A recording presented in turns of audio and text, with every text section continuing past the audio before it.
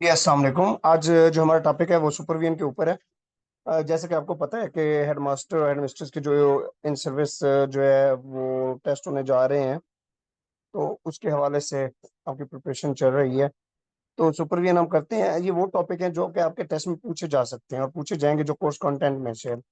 अब supervision basically क्या है? सुपर और वीएन दो चीजें, दो वर्ड्स के ऊपर मुश्तमिल है। एक सुपर है, दूसरा वीएन है। सुपर का मतलब क्या होता है? सुपर का मतलब होता है सुपीरियर या एक्स्ट्रा, और वीएन का मतलब क्या होता है? साइट या पर्सपेक्टिव। इनके किसी चीज को जो हम अलग नजरिए से देखते हैं, ओवर व्यू करते हैं, एक्स्ट्रा जो है ना, जिसके ऊपर हम फोकस करते हैं, that is called the supervision कहलाती है। अगर हम इसका लिटरल मीनिंग देखें, तो लिटरल मीनिंग सुपरविजन का मतलब क्या होता है? टू ओवरसी और inspect the work of the other person, यानी कि किसी दूसरे लोगों के वर्क को इंस्पेक्ट करना, दूसरे लोगों के वर्क को जज करना, दूसरे लोगों के वर्क को जो है आपने जो है उसको असेस करना, that is called the supervision कहलाती है। अब मजीद इसको देखें तो सुपरविजन का मतलब क्या आता है? Act by which any person inspect और supervise the work of the other person, यानी कि कोई भी जो कि इंस्पेक्ट करता है, हम कोई भी इंस्पेक्शन करते हैं, कोई इंस्पेक्शन करता है किसी दूसरे के काम की, that is called the supervision कहलाती है। अब सुपरविजन बेसिकली क्या है जी? सुपरविजन, ये पूछा गया क्वेश्चन, कौन सा वर्ड है? Supervision is a Latin word. Supervision क्या है? लैटिन वर्ड है जिसका मतलब क्या है? From above. Vision means to see. Super का मतलब फ्रॉम अबव टू सी, यानी कि किस चीज को कुछ अबव देखना, उस चीज को जो एट जो करंट पोजीशन में, उसको थोड़ा उसके अलग ऊपर वाले नजरिए से देखना, ऊपरी नजरिए से, that is called the supervision कहलाता है। In ordinary sense of the term, अगर हम आम अल्फाज में बात करें तो सुपरविजन का मतलब क्या होता है? Overseeing the activities of the other. यही होता है सुपरविजन। सुपरवाइजर का मतलब क्या होता है? कि लोगों की एक्टिविटी को जज करना। इन मैनेजमेंट के अंदर देखें, जनरल के अंदर क्या है? कि लोगों को ओवरव्यू करना। मैनेजमेंट के अंदर सुपरविजन की बात करें तो उसका मतलब क्या होता है? Overseeing the subordinate at the work with the ordinary and the super and with an aim to the employees if he is doing wrong. Management के अंदर देखें तो सुपरविजन का मतलब क्या होता है? कि अथॉरिटी के साथ सबऑर्डिनेट को और जो है रियलाइज करना, जज करना, और उनको जो है ना फिर उनकी जहाँ पे गलती है उसको क्या समझाना है, उसको सिखाना है, that is called the supervision. Supervision basically क्या होता है? डायरेक्शन है, गाइडेंस है, कंट्रोल है, और वर्किंग फोर्स का with the view to see that they are working according to plan or keeping time square. Further, they are getting all the possible help in accomplishing their assigned work. अब supervision का मतलब क्या होता है? कि किसी के वर्क को गाइड करना, उसके वर्क को कंट्रोल करना, उसको ओवरव्यू करना, और देखना कि क्या वो जो डिजाइंड जो मेजरमेंट्स है उसके अंदर काम कर रहा है, नहीं कर रहा, उसके अंदर कोई मिस्टेक है तो उसको हमने क्या करना है? करेक्ट करना है। That is called the supervision. अब सुपरविजन की क्या टाइप्स है वो देखते हैं। सेवरल टाइप्स है सुपरविजन की। सबसे पहले क्या होती है? इंस्पेक्शन। इंस्पेक्शन क्या होती है? This type of the supervision, अच्छा ये जो है ना टाइप पूछी जाती है। इंस्पेक्शन क्या होती है, लेसिस फेयर क्या होती है? तो इंस्पेक्शन जो है, this type of the supervision is focused on the monitoring and evaluating the work of the employees to ensure that they are meeting standards. इसका मकसद क्या होता है? सुपरविजन का मकसद ये होता है, ये जो इंस्पेक्शन जो है, इंस्पेक्शन का मतलब क्या है? कि हमने किसी भी जो एम्प्लॉइज है उसके वर्क को हमने मॉनिटर करना है, उसके वर्क को हमने एवेल्युएट करना है कि आया वो स्टैंडर्ड्स को मीट कर रहा है, नहीं कर रहा है। Inspection can be done through. अब ये क्वेश्चन इंपॉर्टेंट है, पूछा जाता है इंस्पेक्शन किसके जरिए होती है? इंस्पेक्शन होती है ऑब्जर्वेशन के जरिए होती है, रिव्यू ऑफ रिकॉर्ड्स के जरिए होती है, और इंटरव्यूज के जरिए होती है इंस्पेक्शन। जज करने के लिए उसको आता नहीं आता। Laissez faire, this type of the supervision is characterised by hand off approach. अब ये जो supervision, ये कैरेक्टराइज की जाती है हैंड ऑफ अप्रोच के जरिए। यानी कि करना है कि आपने उनको टास्क असाइन कर देना है, उनको रिवार्ड दे देने, पनिशमेंट दे देनी है, तो वो उसको फ्री हैंड दे देना है कि वो अच्छे से अच्छा वर्क करे। The supervisor provides minimal guidance and allows the employee to work with a great deal of the autonomy. Laissez-faire supervision can be effective in situations where employees are highly motivated and self-directed. ये जो laces fair supervision होती है, ये वहां होती है जहाँ पे एम्प्लॉयज सेल्फ मोटिवेटेड होते हैं। सुपरवाइजर ने थोड़ी सी हेल्प करनी होती है, बाकी एम्प्लॉयज ने खुद करना होता है।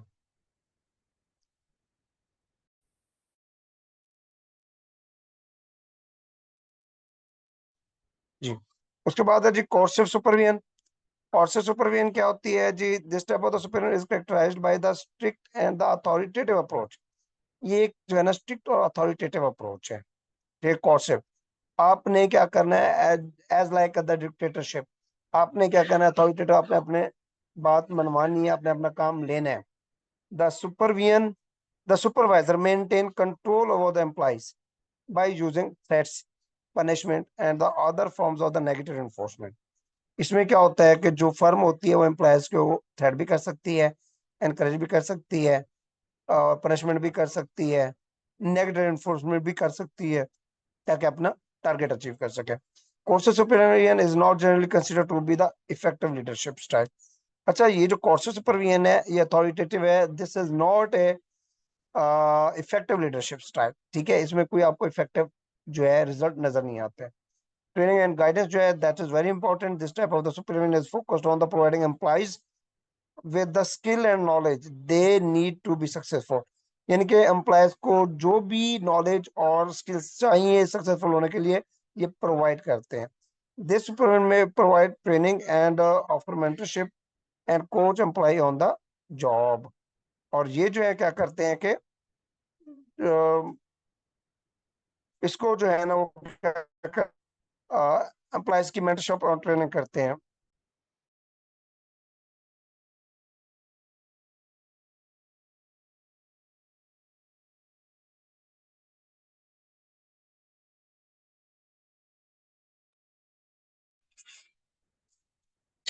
उसके बाद है जी democratic. This type of supervision is characterised by the participatory approach. Participatory approach, इसमें क्या होता है? पार्टिसिपेटरी अप्रोच होती है, इसमें सुपरवाइजर भी इन्वॉल्व होते हैं, डिसीजन मेकिंग मिलजुल के करते हैं, और कोई ना कोई जो है ना रिजल्ट जो है वो उसका निकालते हैं। और इफेक्टिव इसके अंदर क्या होती है? सुपरविजन होती है। ये democratic supervision can be effective in situation where the employees are creative and motivated. ये वहां पे जहाँ पे एम्प्लॉइज क्रिएटिव और मोटिवेटेड होते हैं, तो वहां पे ये बड़ा इफेक्टिव है। इफेक्टिव सुपरविजन क्या है? इफेक्टिव सुपरविजन, इफेक्टिव सुपरविजन क्या होगी? वो सुपरविजन जो कि रिजल्ट ओरिएंटेड हो, इफेक्टिव जो है प्रोडक्टिव हो। Effective supervision is critical component of the successful organization. It can help to create a positive and productive work environment।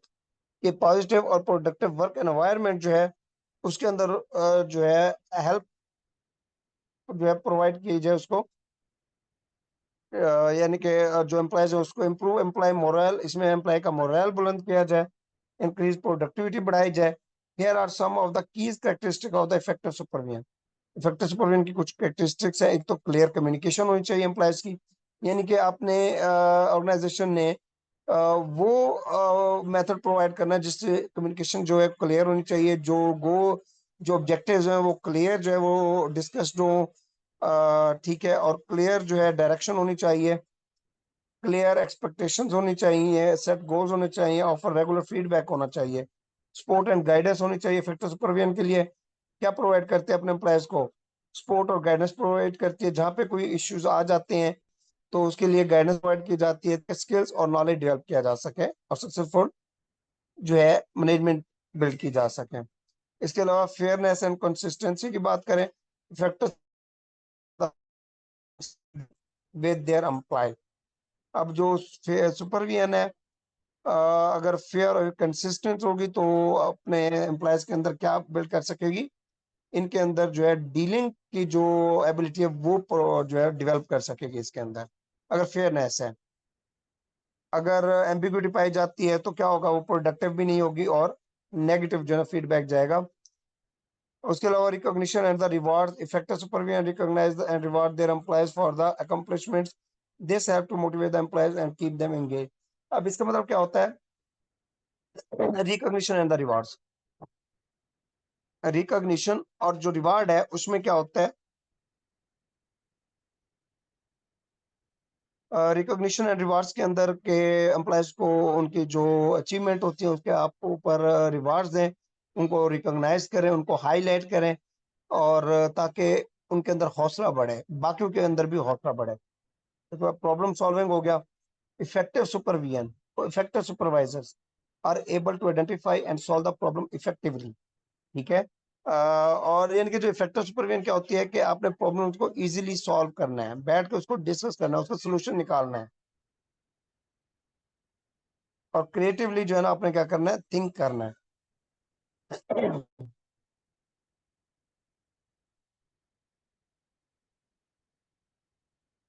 अच्छा, इसके अंदर अब हम नेक्स्ट आते हैं, कुछ आपको पता होगा यहाँ पे सुपरविजन हमारे खत्म होती है।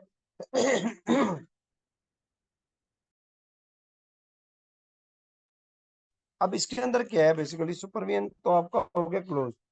अब आपको पता है कि कुछ पार्ट जो है, जो टेस्ट है उसके अंदर स्कूल रिकॉर्ड्स के हवाले से स्कूल कुछ रजिस्टर्स होते हैं, कैश बुक कैश, तो एफ क्या होता है, एनएसबी क्या होता है, उसके हवाले से स्कूल काउंसिल क्या होते हैं, दैट इज वेरी इंपॉर्टेंट। तो ये डिस्कस करते हैं इसके साथ। कहते हैं अब स्कूल रिकॉर्ड्स जो हैं, कहते हैं स्कूल रिकॉर्ड्स हम देखते हैं, ये इसमें से 4-5 टॉपिक हमारे कवर होते हैं। स्कूल रिकॉर्ड्स इंक्लूड्स, इसमें क्या होती हैं, बुक्स होती हैं। आपको स्कूल रिकॉर्ड में क्या क्या चीजें आ जाती है, आपके स्कूल के रिकॉर्ड आपने मेंटेन करना है। देखिए, बीइंग ए हेड मास्टर या head mistress, that is the very important and focus point कि a headmaster should be a good organiser and well और डॉक्यूमेंट सेटल्ड पर्सन के इजीली जो है अपने रिकॉर्ड को मेंटेन कर सके। स्कूल रिकॉर्ड इसमें बुक्स आ जाती हैं, डॉक्यूमेंट्स आ जाते हैं, डिस्केटेट्स आ जाती हैं, फाइल्स आ जाती हैं, that contain information on what goes on in the school as well as other relevant information pertaining to the growth and development of the school। तो इसके हवाले से जो है ना ये क्या है, स्कूल रिकॉर्ड इनके मेंटेन किया जाता है। बुक्स होती हैं, कुछ रजिस्टर्स होते हैं, कुछ डॉक्यूमेंट्स होती हैं, वो हम आगे पढ़ेंगे।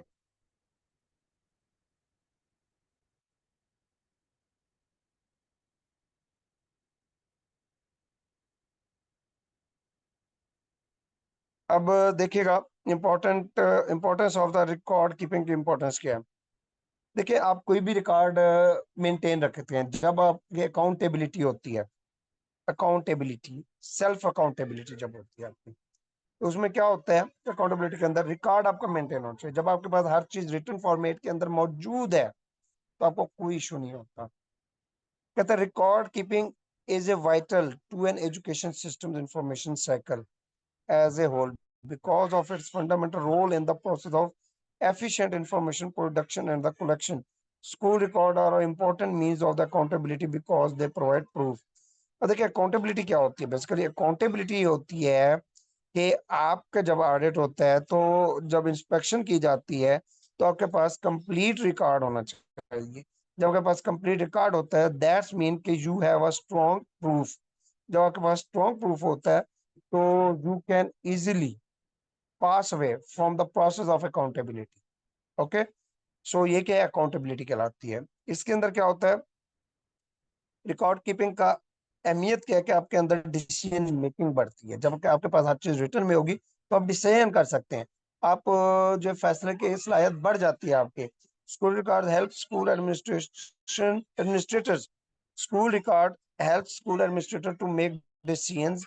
Record provide raw data of the enable coherent, balanced, and objective decision on issues such as promotion, student and staff discipline, and teaching and learning process। देखिए ना, जब आपका रिकॉर्ड मेंटेन होता है आप इजीली जो है ना कर सकते हैं डिसीजन मेकिंग। आप स्टाफ स्टेटमेंट कर सकते हैं, आप जो है स्टाफ डिसिप्लिन को मेंटेन कर सकते हैं, स्टूडेंट डिसिप्लिन को मेंटेन कर सकते हैं, टीचिंग और लर्निंग परफॉर्मेंस को आप चेक कर सकते हैं।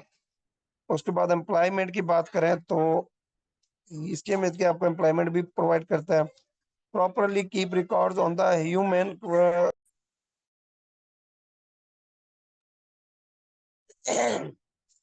अच्छा, वो कहते हैं कि जी properly keep kept record on the human resources serve useful employment and planning and related purposes.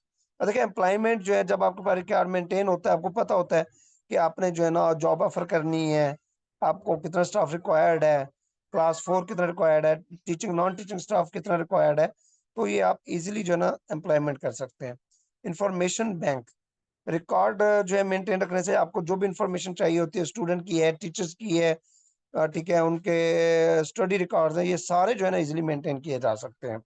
Record kept in the schools serve as an information bank from which school administrators can recall information as needed.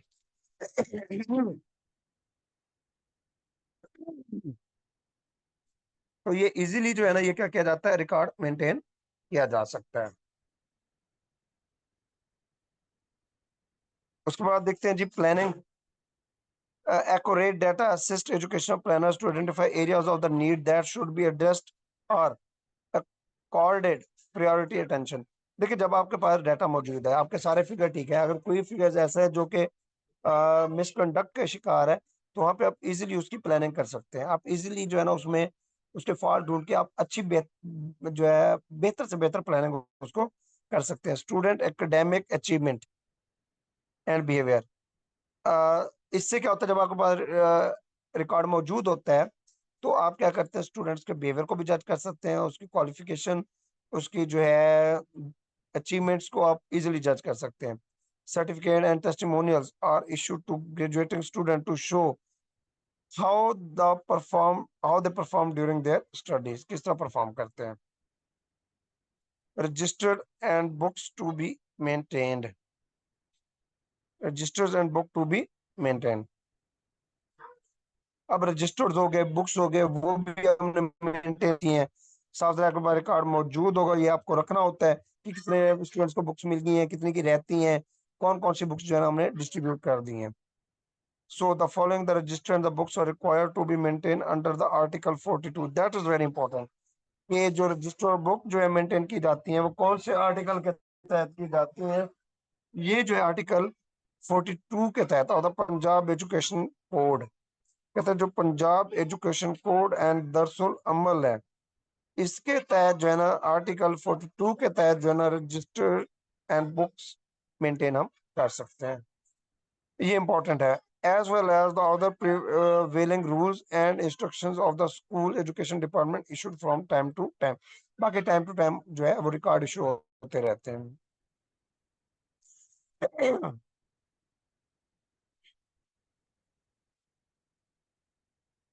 अच्छा, visitor book क्या होती है? Visitor book register that is on the that is kept in the hand of the security guard, के जो visitors आते हैं वहां पे एक रजिस्टर करना चाहिए, उसके बगैर जो है आप क्या कर सकते हैं, एंटर नहीं हो सकते। आप वहां पे अपना डाटा लिखे, आईडी कार्ड लिखे, कौन से विजिटर्स है जो एंटर हो रहा है, और वहां से एंट्री करा के आप क्या हो सकते हैं, स्कूल में दाखिल हो सकते हैं। तो विजिटर्स उसमें होता है, रिकॉर्ड होता है, विजिटर बुक होती है, उसमें आप विजिटर के ओपिनियंस लिख सकते हैं, कमेंट्स लिख सकते हैं, remarks by officer and the other than the inspection officers of the school education department, political personalities and the other uh, dignitaries dignitaries जो होती हैं वो फ्रॉम द अदर डिपार्टमेंट, कोई भी अदर डिपार्टमेंट का ऑफिशियल आ जाता है तो आपके पास रिकॉर्ड मौजूद होना चाहिए, जिसके अंदर क्या हो, उनका नाम हो, उसका आईडी कार्ड नंबर हो, उसका कॉन्टेक्ट नंबर हो, और किस पर्पस के लिए आया है तो वो सिग्नेचर्ड होना चाहिए। उसके बाद है जी मूवमेंट रजिस्टर होता है, जब कोई टीचर जो है मूव करता है, शॉर्ट लीव के लिए जाता है, तो रजिस्टर मूवमेंट होगी, या कोई ऑफिशियल जो है प्रिंसिपल है या कोई एडमन है, वो जब मूव करता है तो वो मूवमेंट रजिस्टर के अंदर लिख के जाए। For writing of the movement of the head teachers and the staff member if they leave the school during the duty hours, अगर ड्यूरिंग ड्यूटी आवर्स जाना चाहते हैं तो वो लिख कर जा सकते हैं। उसके बाद है the teacher attendance register, teacher attendance register that is very important part of the school management system, और and it is a very important school record book that maintain the attendance of the teacher.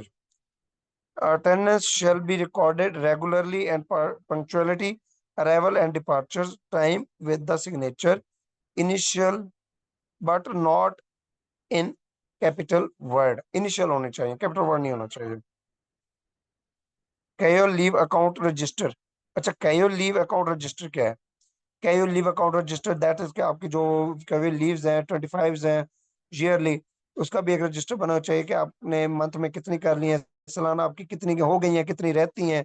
Record of the casual leave taken by the staff members.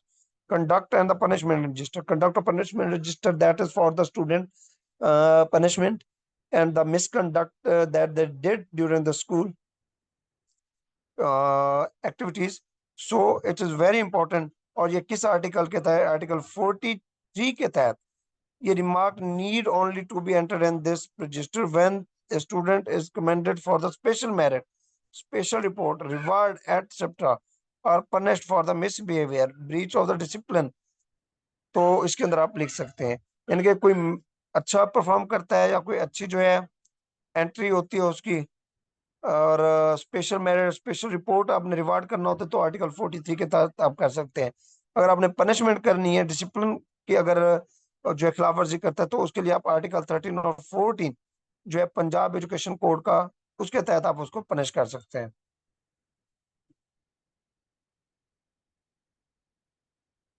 उसके बाद जी property register या permanent stock register और asset register. देखिए, property register हो गया, permanent stock register हो गया, assets register हो गया, ये सारी की सारी चीजें क्या हैं? ये सारी की सारी चीजें that is the very important part of the school record. देखिए, स्कूल के अंदर जो चीज आ रही है, ये सारी की सारी चीजें that is the property of the school, और ये स्टॉक के अंदर होनी चाहिए। ये तब होगी जाएगी जब ये यूज होगी, देन कंज्यूम होगी, ठीक है। अब for the permanent stock that is furniture, admiral, ceiling fans, annual physical verification, DPISA Punjab number 491 71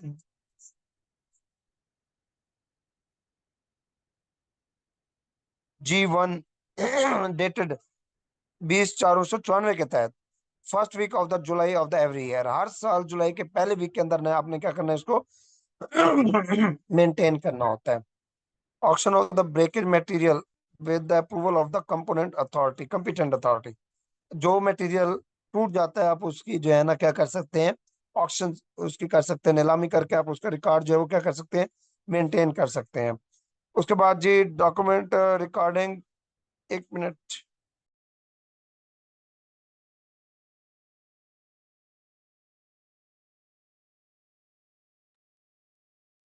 ji, documentation record regarding land of the school from the revenue department.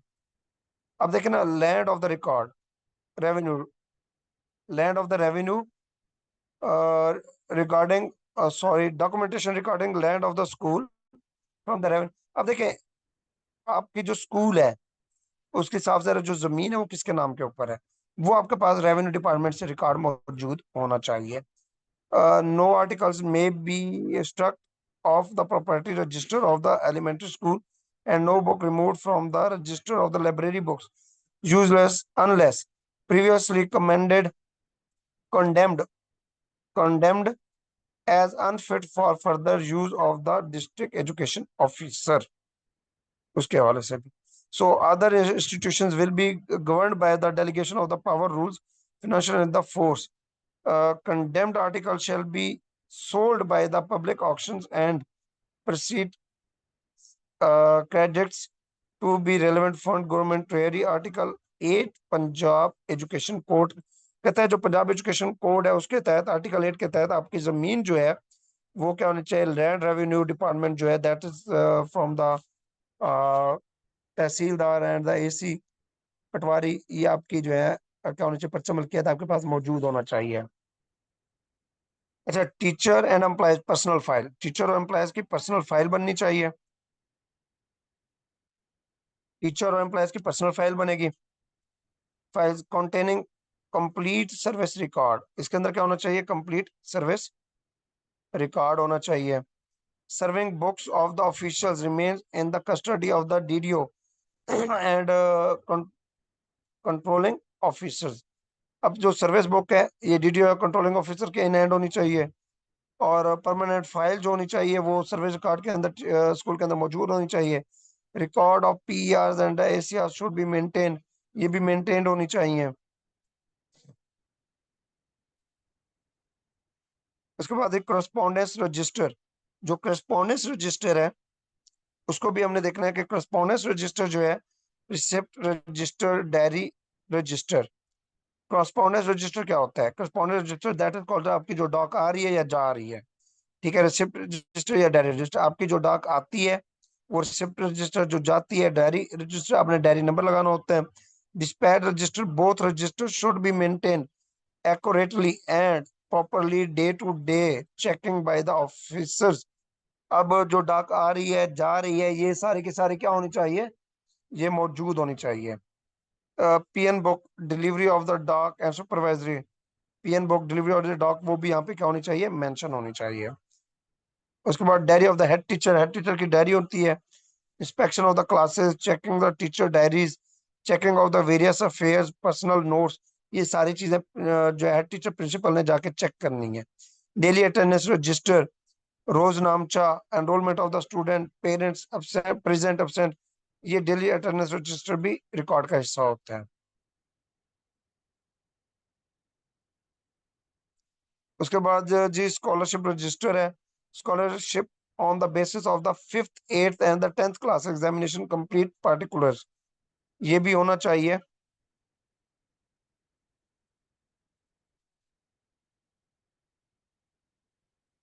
उसके बाद है जी, हम देखते हैं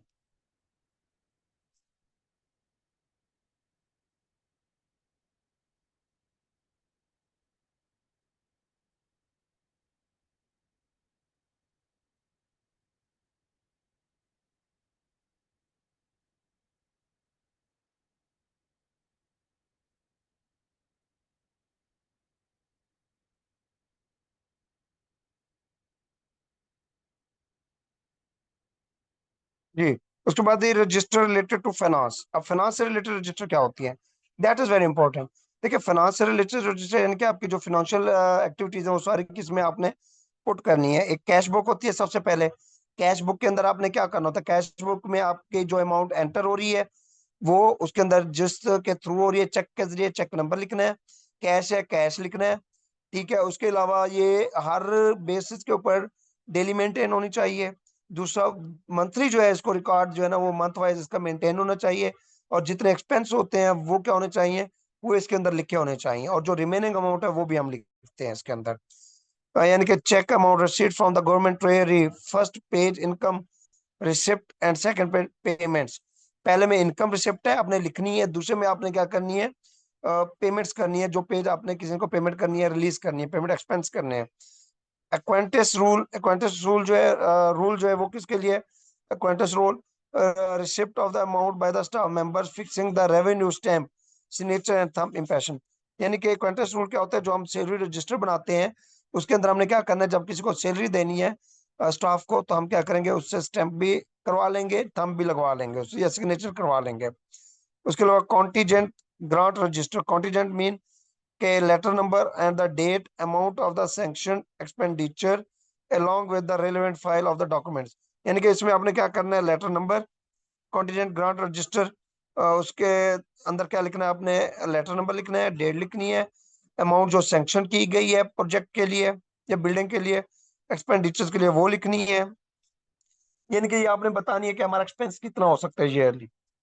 उसके अलावा contingent stock register, station other consumable article, पे role, पे बिल्स, इसमें आपने लिखने हैं। जो स्टेशन हो गई या कंज्यूमेबल आइटम्स हो गए वो आपने इसके अंदर लिखने हैं। Computerised computerised manual bills for the salaries of all teaching and non teaching staff, ठीक है। उसके अलावा आपने क्या करना है? इसके अंदर कंप्यूटर मैनुअल बिल्स जो है सैलरी के वो भी, टीचिंग नॉन टीचिंग स्टाफ के वो भी आपने रखने हैं। जीपी फंड रजिस्टर, ये भी आपने जो है ना हर स्टाफ मेंबर का जीपी फंड रजिस्टर भी मेंटेन रखना है हर मंथ का। और एफटीएफ रजिस्टर क्या होता है? FTF and school council processing and meeting register and related record and passing files.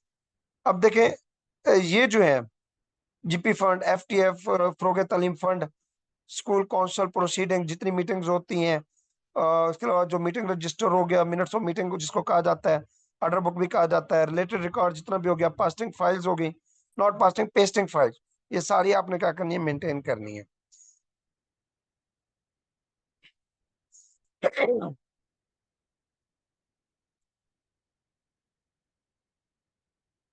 हाँ जी, उसके बाद है स्टूडेंट रिकॉर्ड के हवाले से बात करें तो स्टूडेंट रिकॉर्ड क्या होता है? एडमिशन एंड विड्रॉल रजिस्टर होता है कि स्टूडेंट कोई जो न्यू आ रहा है उसको एडमिट करेंगे, जो जा रहा है उसको क्या करेंगे, रिलीव करेंगे। तो इसमें उसका जो है ना स्टूडेंट का नेम हो, उसके फादर का नेम हो, डेट ऑफ बर्थ होती है, और उसके अलावा जो है बेफॉर्म नंबर होता है, admission form, pasting pasting file, school leaving certificate, आपने जो लीव कर जाए उसको लीविंग सर्टिफिकेट भी देना है। स्टूडेंट अटेंडेंस रजिस्टर होता है, डेली अटेंडेंस रजिस्टर होकर कौन सा स्टूडेंट आ रहा है कौन सा नहीं आ रहा। Daily attendance both times, no column of the attendance register should be left blank, entry of the fund etcetera. उसके अलावा examination register result of the students, examination register result of the students, progress report, ये सारी student attendance record में आती हैं, student record में आती है। टीचर रिकॉर्ड के अंदर क्या क्या आती है जी? टीचर डायरी आती है, इसमें लेसन प्लान बनाना होता है, पर्टिकुलर स्टूडेंट बनाते हैं, पर्सनली नोट्स बनाने होते हैं।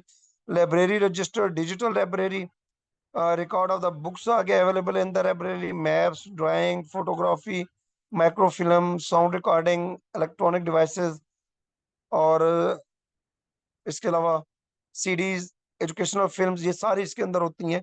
Library issue register, library issue register यानी कि आपने कोई बुक लेनी है तो रजिस्टर मेंटेन रखना है स्कूल की लाइब्रेरी का, यहाँ से जो है ना ये बुक आपको इशू करवा के वो आपने पे देनी है और फिर उसको वापस जमा करवानी है।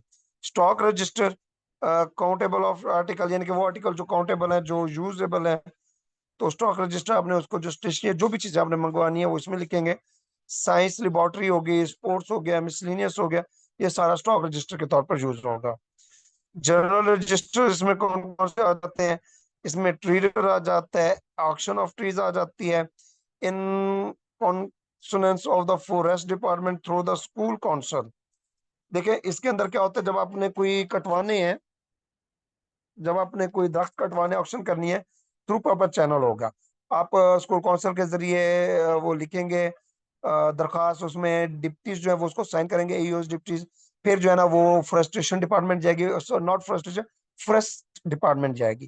फॉरेस्ट डिपार्टमेंट जाके वहाँ पे जो फॉरेस्ट ऑफिसर है, डिस्ट्रिक्ट फॉरेस्ट ऑफिसर है, वो उसको अप्रूव करेगा, उसके लिए जो है अपनी टीम भेजेगा, वो उसका रेट लगाएंगे, वो फिर रेट देंगे अपना, और ऑक्शंस के टाइम ओपन की जाएगी, जो पार्टी विलिंग होगी उसको जो है ना ये सेल आउट किया जाएगा, और ये फिर फंड कहाँ जमा कराए जाएंगे?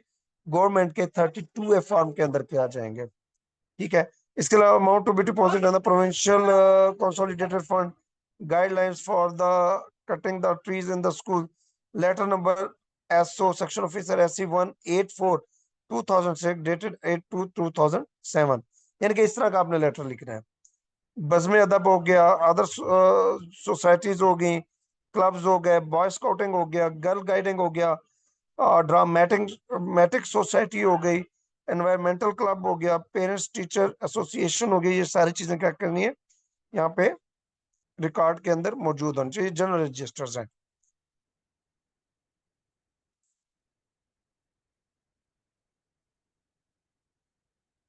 अच्छा, एक अलग से टॉपिक है टाइम टेबल का, इसके ऊपर हम अलग करेंगे, बेशक ये थोड़ा सा है, ये हम कल कर लेंगे टाइम टेबल के हवाले से।